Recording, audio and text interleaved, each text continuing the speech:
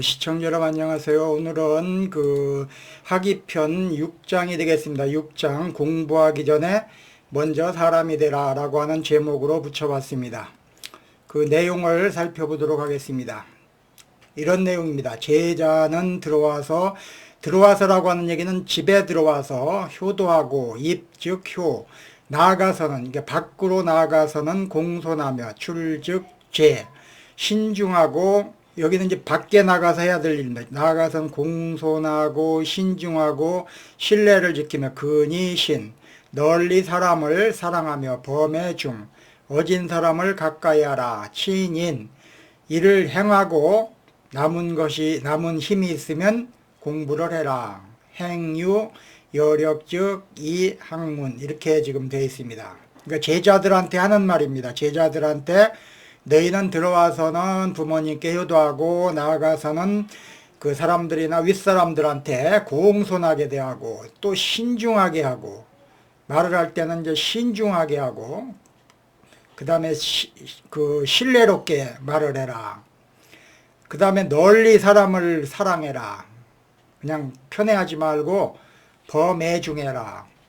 어진 사람과 가까이 해라. 친인, 친구가 중요하니까 주변 사람들이 좀 어진 사람하고 좀 사귀어라, 이런 내용이 됩니다. 이렇게 한 다음에 그 다음에 여력이 있으면은 그 다음에 공부를 해라, 이런 내용이 되는 것입니다. 그러니까 공자는 공부를 해라, 공부부터 해라 라고 하는 게 아니라 사람됨을 먼저 하고 사람됨의 덕목을 먼저 쌓고, 그 다음에 여력이 있으면, 힘이 있으면, 남아 돌아가는 힘이 있으면 그때 비로소 학문, 글을 배워라, 공부를 해라, 이런 내용이 되는 것입니다.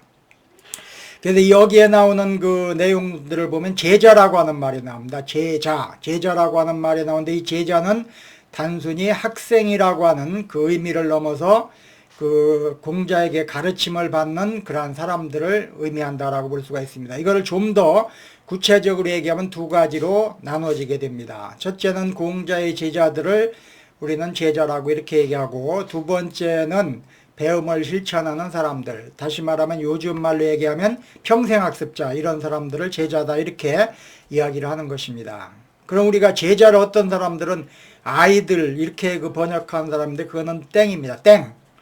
잘못된 번역이다라고. 왜 그러냐면 제자들 중에는 아이들뿐만 아니라 그 어른들도 포함되기 때문에 그렇습니다. 공자의 제자들이나 배움을 실천하는 평생학습자들 중에는, 그 제자들 중에는 어른도 포함되기 때문에 제자를 꼭 아이들이라고만 한정할 수는 없는 것이라는 그런 그 내용인 것입니다. 그래서 제자들은, 공자의 제자나 배움을 실천하는 평생학습자들은 좀 전에서 얘기하는 이런 점들을 실천하라, 그런 내용이 됩니다. 근데 우리 부모들은 지금 어떻습니까? 아이들한테 공부만 하면 된다, 이렇게 가르칩니다. 공부만 해라, 무조건 공부가 최고다, 이렇게 얘기합니다. 공부가 최고다, 이렇게 얘기를 합니다. 그러니까 아이들은 어떻게 합니까? 학생들은 어떻게 하느냐면, 학교에서 시험 성적과 스펙 쌓기에 몰두한 학생들은 인간됨의 덕목, 아까 앞에서 얘기했던 5가지 인간됨의 덕목을 소홀히 하는 그러한 경향이 있습니다. 그래서 우리 공부하는 학생들 보면은 그 공부에 몰두한 나머지 어른들이나 뭐 사회에서의 어떤 이런 사람들한테 뭐라고 하나요? 효라든가 이런 거에 거의 빵점이다, 이렇게 보는 것입니다. 거의 빵점이다. 우리 거리에 지나가는 학생들 보면은 그냥 어른 지난번에 내가 이렇게 지나가는데 어떤 학생이 자전거를 타고 나 툭 치고 가더라고. 툭 치고. 그러더니 저만치 가더니 뭐를 잃어버렸는지 또 와가지고서 또 똑같은 행동을 하는 걸 볼 수 있는데, 참 좀 기가 막혔습니다. 그래서 우리는 인간됨의 덕목을 쌓는 것이 중요하다. 우리 학생들은 지금 인간됨의 덕목을 소홀히 하는데, 인간됨의 덕목을 쌓아야 된다. 공자가 얘기하는 인간 덕목은 뭐냐? 이런 것입니다. 효, 공손, 신중, 신뢰, 사랑, 이런 것이 되는 것입니다. 효, 그 다음에 근, 신, 이런 것들을 우리는 인간됨의 덕목이다, 이렇게 이야기를 하는 것입니다. 그 첫 번째가 집에서는 부모에게 효도하라는 얘기입니다. 집에서는 그 부모한테 효도하라라고 하는 가르침을 공자는 주고 있는 것입니다. 효는 인간 때문에 근본인 것입니다. 효는 인간 때문에 근본인 것입니다. 그런데 우리 효라고 하면은 효가 무엇인가? 옛날에는 부모님한테 이렇게 그 부모님의 명령이라든가 이런 것에 어긋나지 않도록 행동하는 것을 효다 이렇게 전통적으로 생각했는데 지금은 다르는 것입니다. 효라고 하는 것은 뭐 그 다른 개념입니다. 어떤 자료를 보니까 대학내일 20대 연구소라고 하는 그런 곳에서 조사한 연구에 의할 것 같으면 20대 그 사람들의 젊은이들의 58.9%는 효가 뭐냐라고 질문했을 때 부모와의 지속적인 교류 이것을 효라고 이렇게 대답하고 있습니다. 전통적인 효와는 다른 개념입니다. 그 다음에 그 18.7%는 부모의 노후를 책임지는 것 이것이 바로 효다 이렇게 답을 하는 것을 봤습니다. 그래서 효의 개념이 젊은이들 사이에 바뀌고 있구나 라고 하는 것을 알 수가 있었습니다. 어떻게 바뀌냐면 부모의 노후 부양에서 정서적 교류로 바뀌고 있는 경향이 있다는 것을 우리는 알 수가 있었습니다. 두 번째 공자가 그 가르친 두 번째는 밖에 나가서는 공손해야 된다. 윗사람들한테 출즉제 공손해야 된다는 점을 가르치고 있습니다. 이것은 집을 떠나서 외부 세계와 관계를 맺을 때는 사람들한테 공손하고 예의 바르게 행동해야 된다는 그러한 뜻이기도 합니다. 그 자신을 낮추고 요새 보면은 자신을 낮추는 사람들이 없습니다. 잘났다고 그냥 소리 지르고 그냥 이렇게 하는 사람들이 많습니다.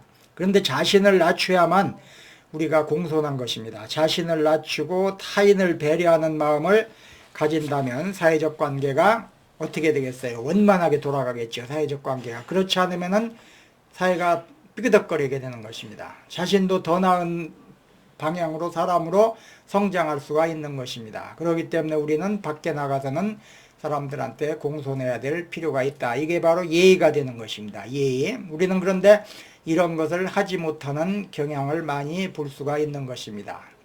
그럼 이렇게 공손함을 유지한 사람들은 누가 있는가? 대표적인 사람을 보면은 세종대, 우리가 잘 아는 세종대왕을 꼽을 수가 있겠습니다. 세종대왕은 신하들의 의견을 경청하고 항상 공손한 태도를 유지해서 이러한 공손한 태도는 나라를 안정시키는데 큰 역할을 했다라고 하는 기록이 보입니다.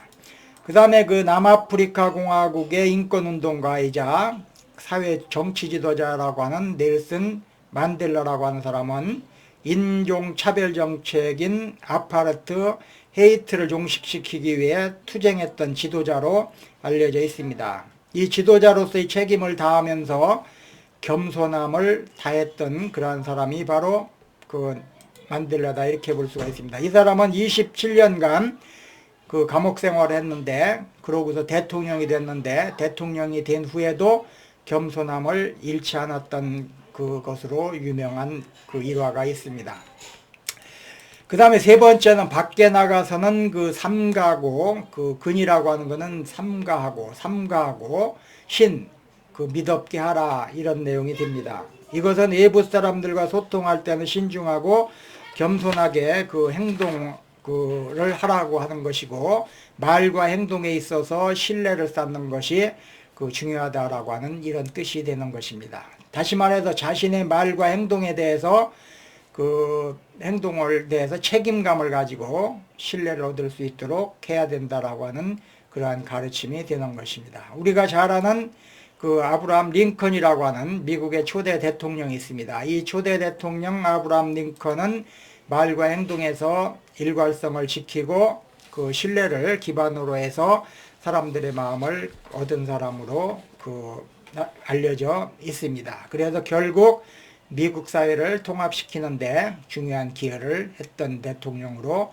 우리는 알고 있습니다. 또 영국의 총리라고 볼 수 있는 윈스턴 처칠이라고 하는 사람은 신중하게 말하고 사람이 자신의 결정을 믿도록 행동했던 사람으로 알려져 있습니다. 제2차 대전 중에 이 윈스턴 처칠은 사람들에게 희망을 주고 영국을 결집시켰던 그런 행동을 했습니다. 전쟁이 어려울 때마다 진지하게 상황을 분석하고 그것을 끊임없이 국민들에게 알리고 소통하고 국민들과 신뢰를 쌓았던 그런 분으로 우리는 알고 이해하고 있습니다. 네 번째는 널리 사람을 사랑하라, 범애중에 대한 그 가르침을 공자는 주고 있는 것입니다. 이것은 타인에 대한 이해와 존중을 바탕으로 해서 보편적인 사랑이라고 하는 것은 편애 없이 누구한테나 전부 그 범인류적으로 사랑하는 범애주의적인 그런 사랑을 우리는 그 범애주의다, 이렇게 보편적 사랑이다, 이렇게 이야기를 하는 것입니다. 이 보편적 사랑을 의미하는 것입니다. 범애중이라고 하는 것은 공동체와 사회 화합을 위해 중요한 가치가 바로 범애중, 널리 사람을 사랑하는 그러한 것이다 라고 보는 것입니다. 예를 들어 보겠습니다. 우리가 마하트마 간디, 인도의 사회운동가라고 볼 수 있는 마하트마 간디는 비폭력과 사랑을 실천했던 그런 사람이며 모든 사람에게 차별 없이 사랑을 베풀고 존중했던 그런 그 훌륭한 분입니다. 이 간디는 인도 독립운동을 이끌면서 그 과정에서 모든 계층의 사람들을 아울렀던 것입니다. 종교도 모두 다 아우르려고 했던 그런 분으로 알려져 있습니다. 특히 간디라고 하는 분은 서로 다른 종교와 배경을 가진 사람들을 화합하는데 힘쓴 분으로 알려져 있는 분입니다. 또한 범애중의 사람들은 이러한 우리가 알려져 있는 사람들뿐만 아니라 세계 곳곳에서 말없이 봉사활동을 전개하고 있는 사람들도 많습니다. 그들이 살고 있는 지역이나 국가와 관계없이 어려운 사람들에게 무조건적인 사랑과 관심을 베풀고 실천하는 사람들이 범애중에 속하는 사람들이다라고 볼 수가 있습니다. 그 중에서 우리는 이태석 신부라고, 이분을 우리가 아마 알 것입니다. 이분은 아프리카 수단 중에서도 가장 빈민 지역이라고 볼 수 있는 톤지라고 하는 그러한 지역에서 헌신적인 의료 및 교육활동을 전개했던 분으로 알려져 있습니다. 이 신부는 의료뿐만 아니라 아프리카 수단이라고 하는 그 지역의 문화를 사람들과 더불어 공유하기 위해서 헌신적인 노력을 했던 그런 분으로 잘 알려져 있습니다. 울즈마 톤지라고 하는 영화도 나온 적이 있습니다. 거기 보면은 이태석 신부님의 일대기 아프리카 수단 톤지 지역에서의 아주 적극적인 활동을 우리는 이해할 수가 있는 것입니다. 이분은 안타깝게도 암투병을 하다가 2010년에 38세의 젊은 나이로 세상을 떠난 분으로 우리는 알고 있습니다. 그 다음에 다섯 번째는 공자는 어진 사람을 가까이 하라, 친인이라고 하는 어진 사람을 가까이 하라고 가르쳤습니다. 훌륭한 인격을 가진 사람들과 어울림으로써 자신의 부족한 점을 보완하고 더 나은 인간으로 성장할 수 있도록 하는데 친인, 그러니까 인한 사람과 가까이 하라라고 하는 사상을 말한 바가 있습니다. 우리는 근주자적, 근묵자학이라고 하는 말을 많이 합니다. 이거 많이 들어보셨죠? 근주자적. 그러니까 붉은 색깔과 가까이 하면은 붉게 되고, 먹과 가까이 하면 검어진다. 이게 환경의 중요성을 얘기하는 겁니다. 우리가 친구를 어떤 사람들 주변에 두고 있느냐에 따라서 그 사람의 인격과 모든 것이 결정되는 것입니다. 어떤 사람은 그렇게 얘기합니다. 자기가 갖고 있는 친구의 평균 값이 바로 자기의 인격이다, 이렇게 얘기하는 사람이 있습니다. 그렇기 때문에 우리는 가까이에 누가 있는가라고 하는 것이 중요한 것입니다. 여기는 친구뿐만 아니라 윗사람들, 어진 사람들, 이런 사람들과 가까이 있느냐, 아니면 인하지 못한 사람들과 가까이 있느냐에 따라서 그 사람의 인격이나 이런 것들이 결정된다라고 보는 것입니다. 우리가 주변에서 보면 공부 못하는 학생들 주변에는 공부 못하는 학생들이 있게 마련입니다. 유유상종이라고 하는 말이 있듯이 또 공부를 잘하는 사람들 주변에는 공부 잘하는 사람이 옆에 있게 마련이다, 이렇게 볼 수가 있습니다. 그렇기 때문에 우리는 그 주변에 어떤 사람들이 있느냐라고 하는 것이 가장 중요하다라고 볼 수가 있고, 그 다음에 카네기라고 하는, 앤드류 카네기라고 하는 그 분은 내 성공 비결은 나보다 훌륭한 사람과 함께 있기 때문이다, 이런 말을 남겼습니다. 워런 버핏이라고 하는 그런 그 기업가는 자신이 존경하는 사람과 가까이 하라 라고 하는 말을 한 적이 있습니다. 근데 마지막으로 우리는 이 모든 것, 앞에서 얘기했던 그 모든 인간됨의 덕목을 실천한 뒤에야 그때 비로소 남은 힘이 있으면 배움에 힘써라 라고 하는 그러한 가르침을 주고 있는 것입니다. 뭐 배움이 중요하다 이런 얘기를 공자는 한 적이 없습니다. 인간됨이 중요하다라고 하는 말을 먼저 했던 것이다 라고 볼 수가 있습니다. 우리가 이율곡이라고 하는 그 사상가이자 교육자는, 조선시대 교육자는 이렇게 얘기했습니다. 사람됨이 먼저고 학문이 그 다음이다. 공자와 비슷한 말을 하고 있는 것입니다. 그 다음에 우리가 이런 말이 있습니다. 대나무는 뿌리를 튼튼히 내려야 하늘을 뚫고 쑥쑥 자란다 라고 하는 말이 있습니다. 이 말은 우리가 먼저 사람이 되고 기본이 돼야 된다 이런 얘기입니다. 기본이 돼야만, 뿌리라고 하는 건 기본이잖아요. 대나무가 뿌리가 얇게 있으면은 하늘을 뚫을 수가 없는 것입니다. 쑥쑥 자랄 수가 없는 것입니다. 그렇기 때문에 뿌리가 튼튼히 내려야만, 기초가 튼튼해야만, 기본이 돼야만 그때 열매가 맺고 성장할 수 있다라고 하는 그런 얘기가 되는 것입니다. 그렇기 때문에 우리는 뿌리가 튼튼해야만, 기초가 있어야만, 기초라고 하는 건 인간됨입니다. 인간됨의 덕목입니다. 인간됨의 덕목이 갖춰진 다음에야 비로소 학문을, 배움을 실천해야 된다라고 하는 그런 가르침을 주고 있다라고 볼 수가 있는 것입니다. 결론은 이런 것입니다. 결론은 공부하기 전에 먼저 사람이 되어야 된다라고 하는 점을 공자는 가르치고 있는 것이다라고 볼 수가 있습니다.